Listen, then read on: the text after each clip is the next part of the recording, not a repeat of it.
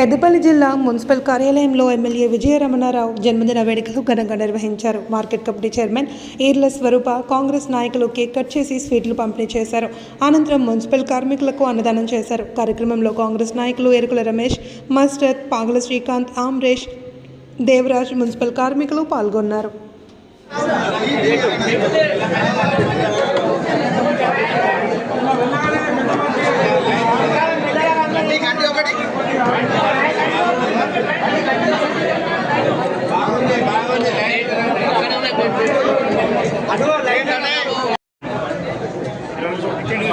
ఇక్కడ తీసుకోండి అన్నా ఇలాగనా తమ్ముడుదా సరే